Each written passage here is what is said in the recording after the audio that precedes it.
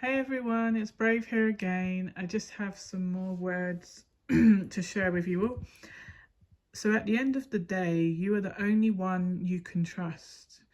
If you have been going through like hardships and difficulties in your life, in relationships, friendships, family groups, and the problem was that you gave a lot of your time helping others, giving unconditional love, loyalty, support, financial or otherwise, and they just used you up and never would give you back any of that kindness that you gave them when you tried and tried, and then you tried to ask them to return the same kindness you gave them, or you tried to say, why are you never grateful? Why do you never reciprocate? Why can't I rely on you?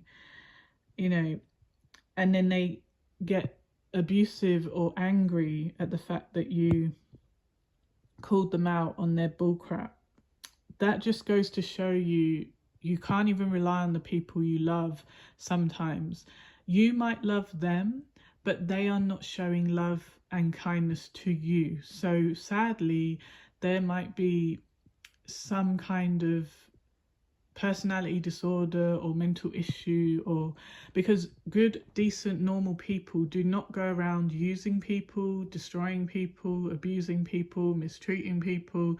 So clearly there's something wrong with these people, whether you love them or not, whether they're your children, your family, your brothers and sisters, your boyfriend, your girlfriend, whoever, friends, work colleagues. If you have done nothing bad to these people, you've done nothing but be there for them, and all they do is abuse you back, there is something wrong with them. So you have to be really, not ruthless, but I mean, you have to be willing to be cold and cut people off sometimes, no matter how much you love or care about them, because what's the alternative? Just letting yourself being manipulated and used for the rest of your life. Bad people always seek out people who they know they can manipulate, who they know don't have any boundaries, people pleasers, or people who are afraid to lose people, because they got issues, abandonment issues or whatever. So it's really important to look at what is it in you that allows you to want to keep people who mistreat you around you. If they truly aren't showing you care and kindness, and they manipulate you, use you, gaslight you, give you silent treatment to make you fear losing them, it's better that to be on your own, basically, than have people treat you this way. It's not okay for someone to mistreat you when you're not doing anything to them. It's not like they're reacting to abuse from you, so it's very hard. Like, a lot of people don't have strong boundaries, or they have an attempt at setting up boundaries, but if people don't respect their boundaries, then they just, because they're afraid to lose friends or family or whatever, then they just allow their boundaries to get kicked over and crossed all the time, and it's like people who won't respect good people must learn the hard way what it's like to not have you there anymore, to not have your kindness and goodness, and not be able to rely on people anymore when you're gone. That is something they need to learn. Do not allow people who bring out the worst in your emotions to keep being in your life. You deserve to be heard, to be seen, to be acknowledged for the good, kind soul you are, for all the kindness and support you gave them. Why can't you get great gratitude and, recognition for that? Not saying you help people just to get a pat on the head or, recognition, but it's a standard basic thing to thank someone who helps you and to not mistreat people who have not done anything to you, nothing bad to you. Because if this is how, these selfish people treat good souls, then I would hate to see how they treat people who were their enemy. Some of these people are lazy cowards who are leeching off decent people.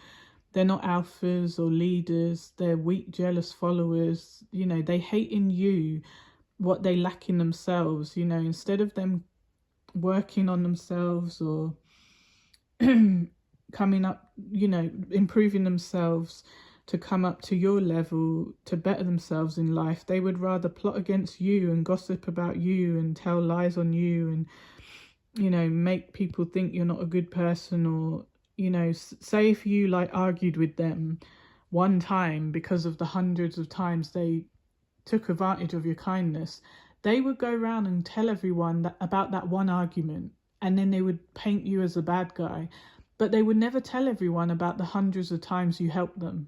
And that is a typical trait of toxic people or people with narcissistic personality disorder.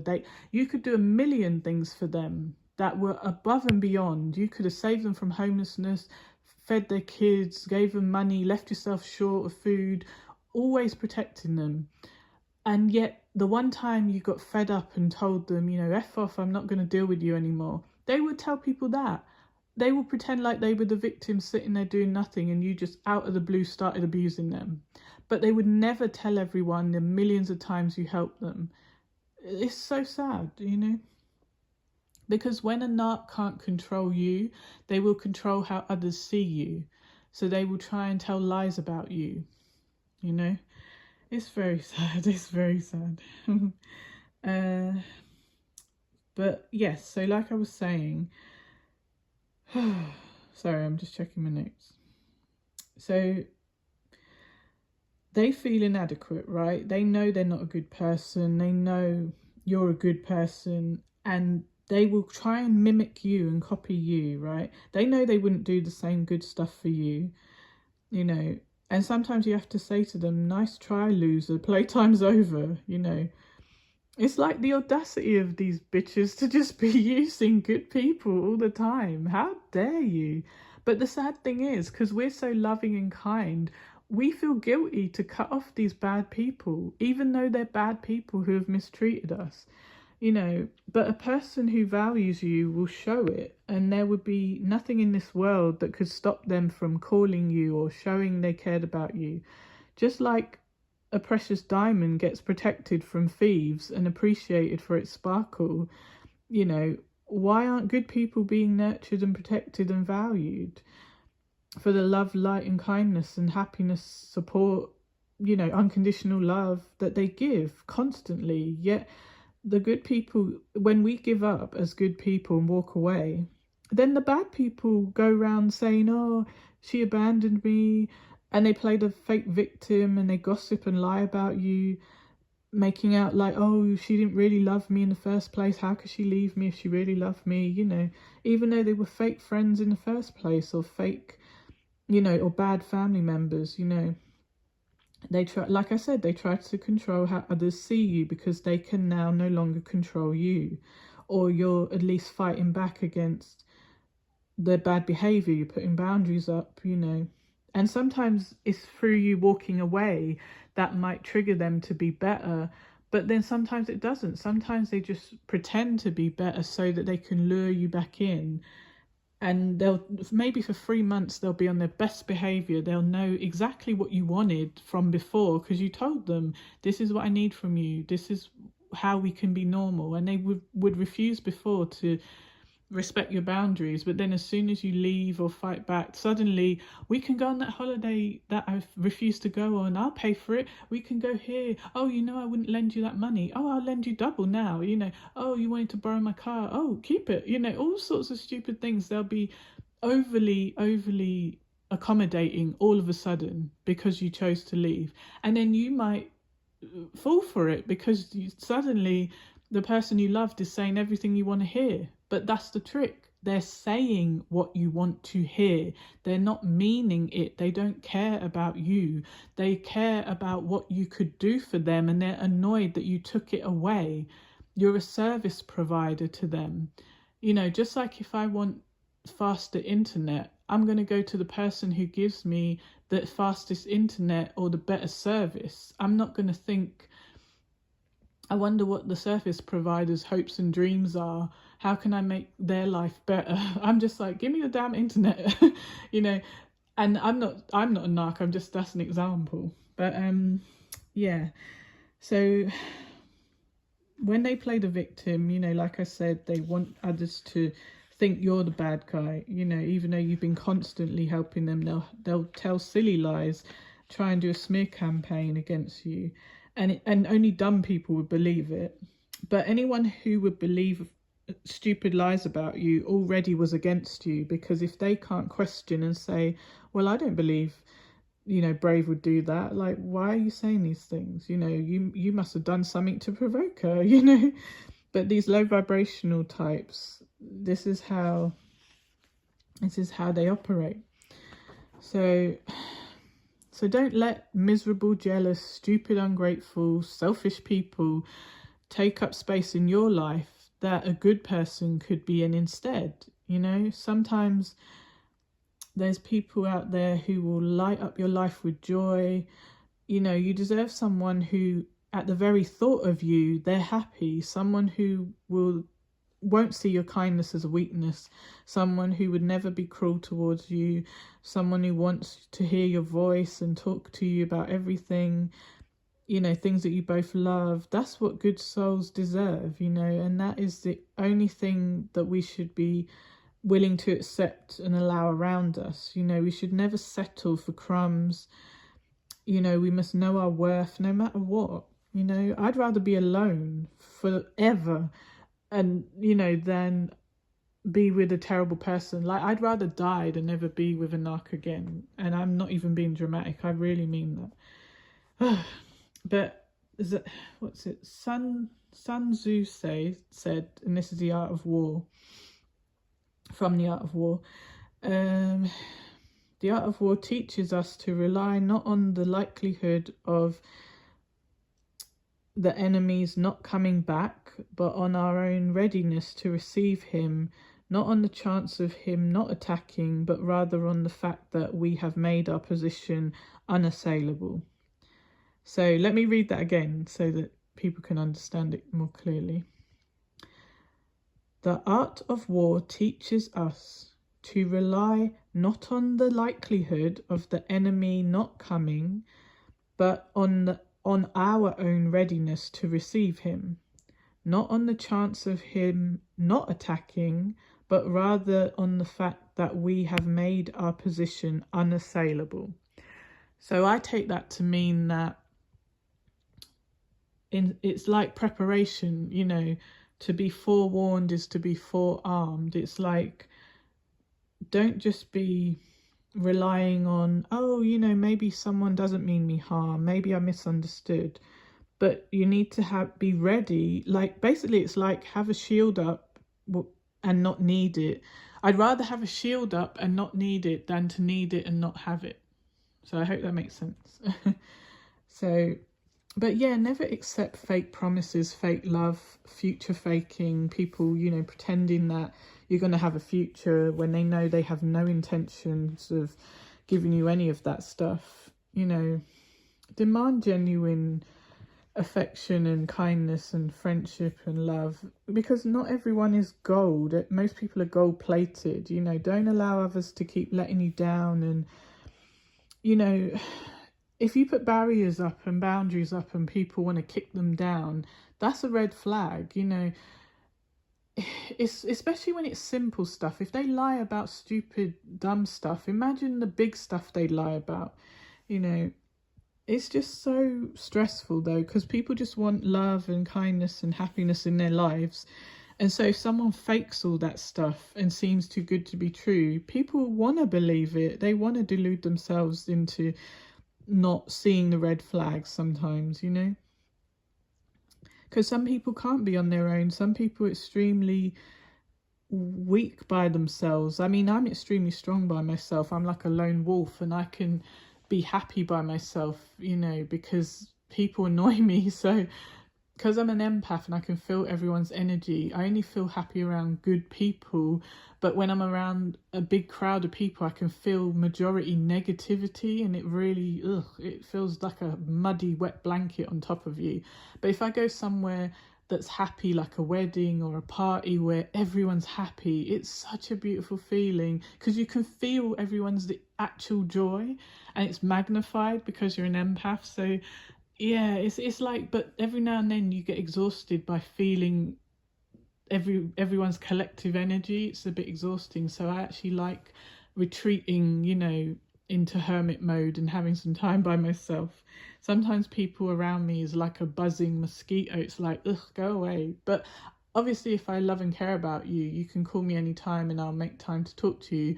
But I'm talking about people I don't know, who, you know, I don't want to be around everyone all the time. Like, I'm not the kind of person who has to be around people just for the sake of being around people. I'm more like quality is better than quantity. I could have just one person I want to be around for the rest of my life, and that's fine.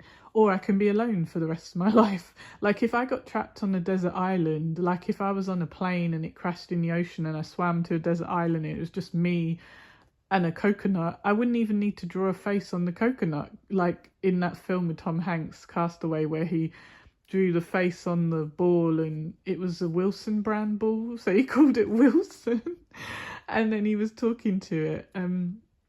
I wouldn't even need that. I could literally talk to myself, not in a crazy way, but like genuinely enjoy my own company, genuinely feel okay by myself. Like, I'm so content with the person I am that I'm happy to be alone forever, because me, myself, and I is amazing. I'm a good soul. I love me. I don't care if I'm fat, thin, black, white. I'm happy with me. The soul I am is fine. I don't care what vessel it's in, because we get reincarnated in different bodies. Like, this body that I have now is not the body I had in my last past life or the life before that. So the soul I am is what I accept. I don't need to accept this meat puppet I'm in right now. That's not what I'm accepting.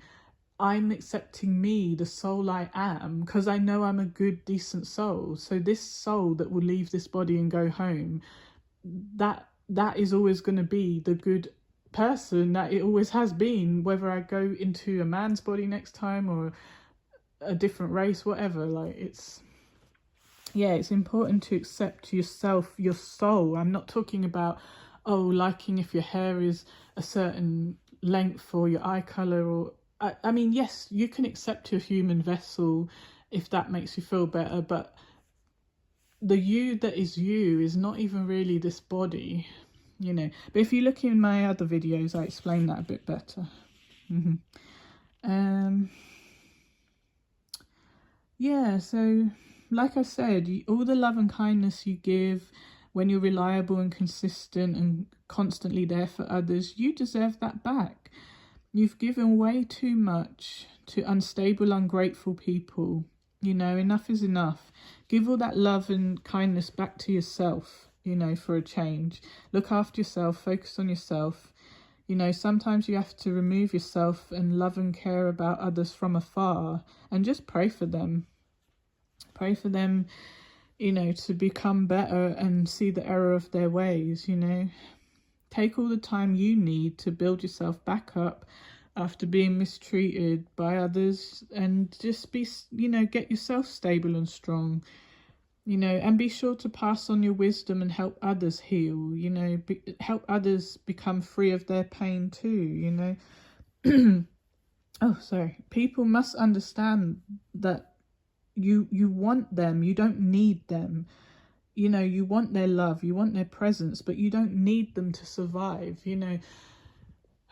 I mean, it's very strange. Like, people put a lot of emphasis on, oh, I can't live without him or her. And I understand that, because I had a trauma bond with the last narc I was with. And there was a moment where I thought, I can't leave, I can't live, I can't breathe unless he loves me. It was crazy. It was an awful feeling. And I feel so sad when I think back of that version of me, because that's not me now. That girl is gone. But I remember her, and I forgive her for not being strong enough at the time to break away. And you know, because that was like her allowing her brokenness to control her, allowing this monster to make her think she needed him to survive, you know. And yeah, it's so sad, like, looking back on her now.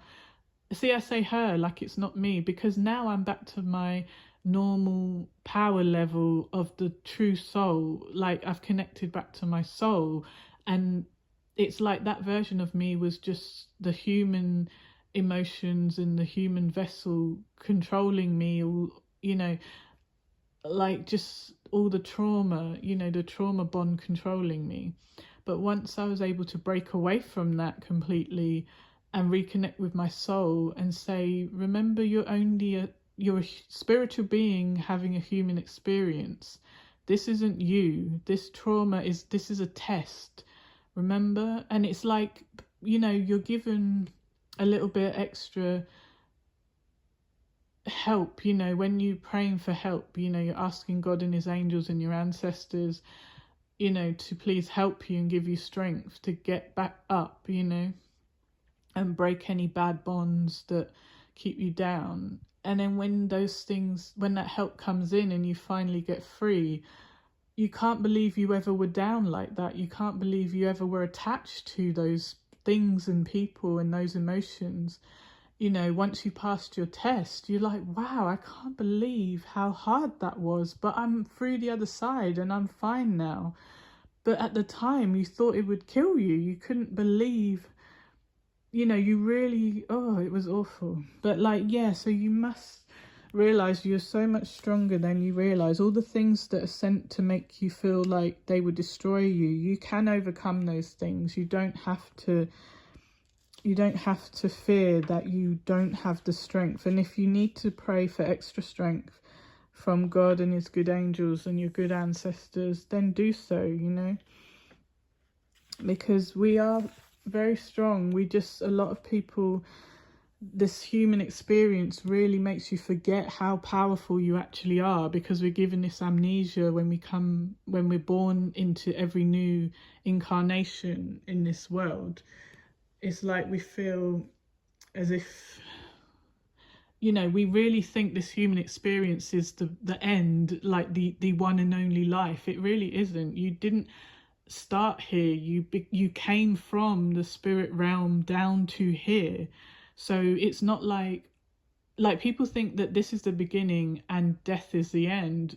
It's it's never ending. Your soul is infinite, and you can have multiple lives. Like when people say they've had past lives, that's all true. Like, yeah, but look in my other videos where I talk about, you know, our soul living on and going to spirit world, and then it'll be easier for you to understand what I'm talking about. But yeah, so many people focus on people who don't love them. Just focus on the ones that do.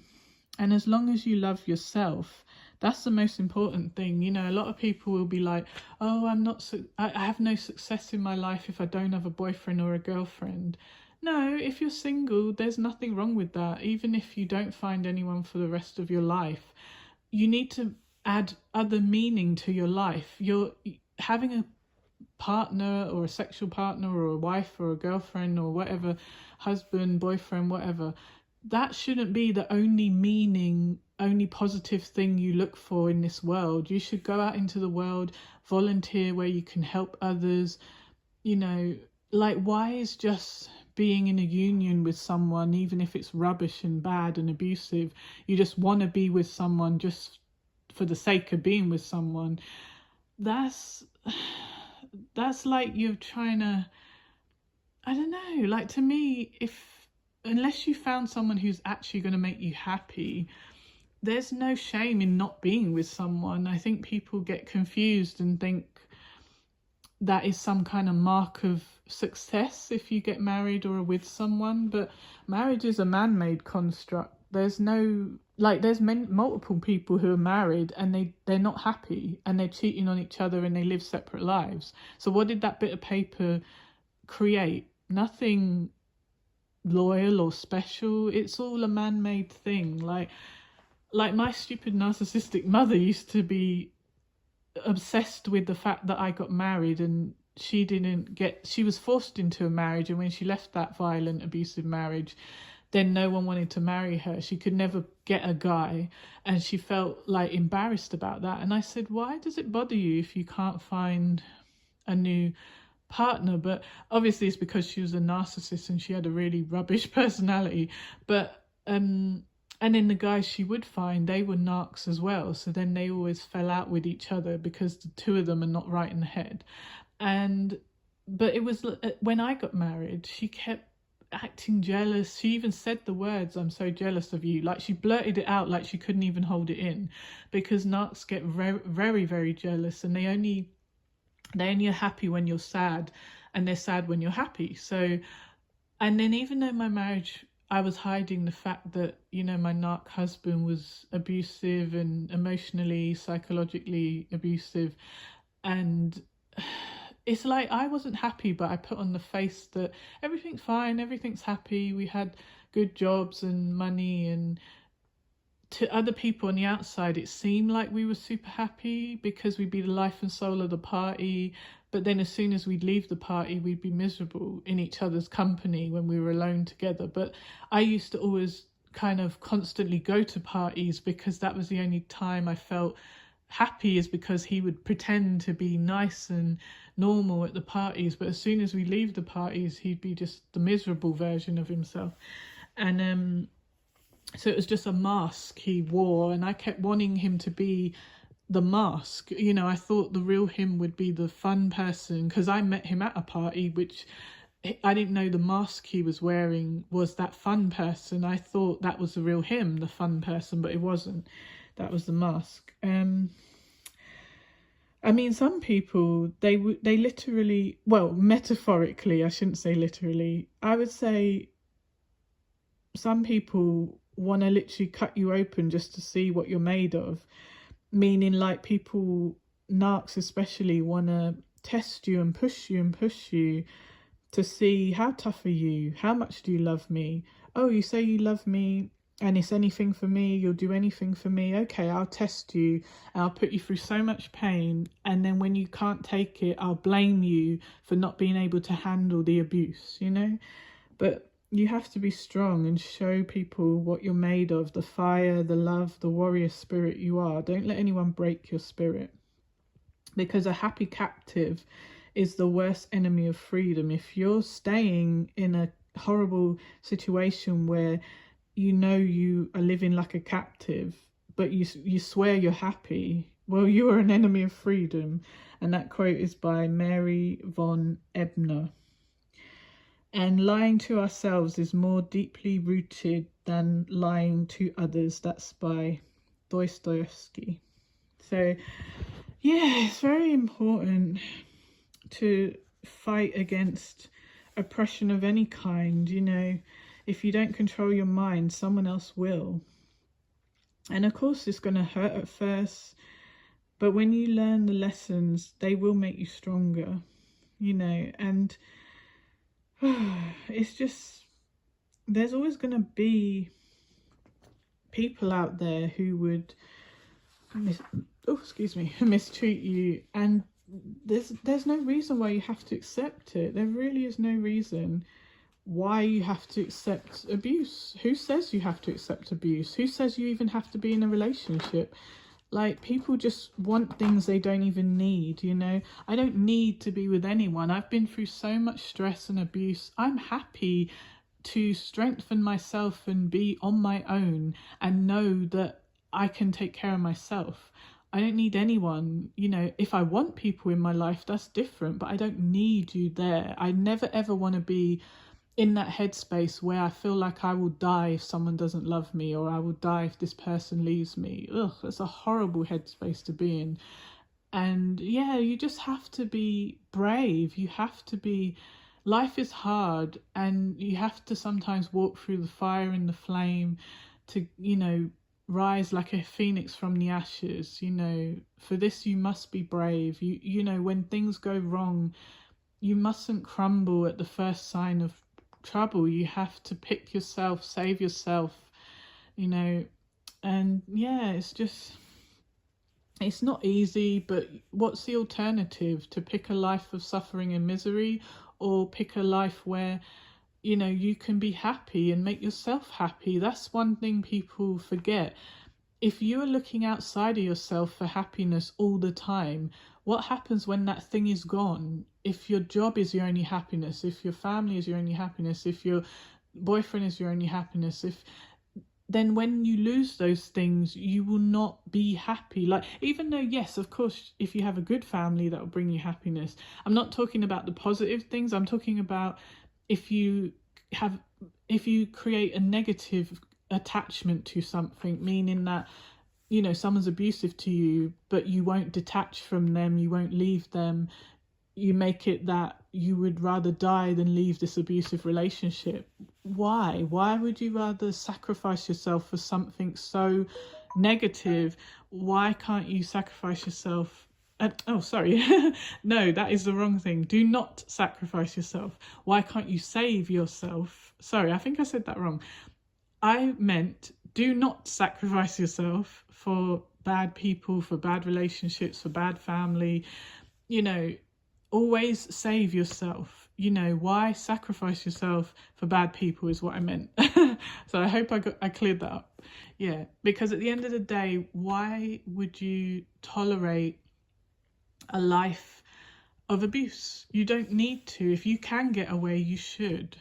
So, all right, God bless everyone around the world, and that's all I have. Bye for now.